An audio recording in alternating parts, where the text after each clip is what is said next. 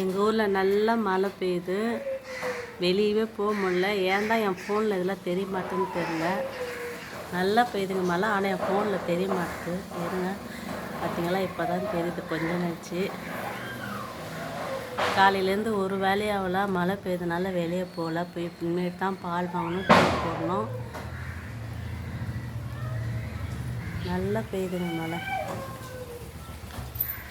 வாங்க அப்படியே நம்ம கிச்சனுக்குள்ளே போய் பார்க்கலாம். பாருங்கள், கிச்சன்லாம் தொடச்சி வச்சுட்டேன். ஏன்னா ஒரு வேலையும் ஆகலை, பாத்திரம் மட்டும் கழுவணும். காலையில் இந்த டைமுக்கெல்லாம் 9 மணிக்கெல்லாம் கிச்சன் அப்படியே கலோபரமாக இருக்கும். உங்களுக்கு பார்த்தாலே தெரியும். இப்போ பாருங்கள், ஒன்று மேலே சுத்தம் பண்ணி வச்சிட்டேன். மணி நான் பார்க்கலாமா? டைம் பாருங்கள், 9:20 ஆகுது. இந்நேரத்துக்குள்ளே எங்கள் கிச்சன் எப்படி இருக்கும், இப்போ எப்படி இருக்குதுன்னு பாருங்கள். ஏன்னா வேலை எதுவும் நடக்கலை, சண்டே, நாளைக்கு தீபாவளி, அதனால் கொஞ்சம் ஃப்ரீயாக வேலை செய்யலான்னு தூங்கிட்டோம். மழை வேறு பெஞ்சினுக்குது. அதனால் இப்போ தான் கடைக்கு போயிட்டு பால் போயிட்டு வாங்கிட்டு வந்தோம். பாலை காய்ச்சி வச்சுட்டேன்.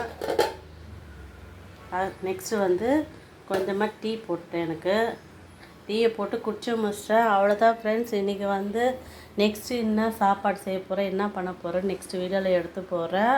எல்லோரும் சண்டே ஜாலியாக என்ஜாய் பண்ணுங்கள், ஹாப்பியாக இருங்க. மழையோட ஜாலியாக இருக்கலாம்.